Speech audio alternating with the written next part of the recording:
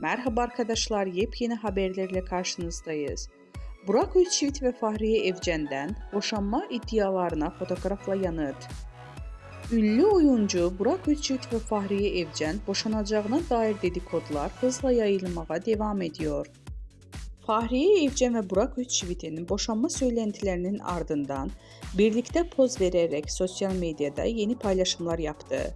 İkilinin otomobil içinde bu fotoğrafları peş peşe Instagram hesabından paylaşarak boşanma dedikodularına net bir yanıt verdi.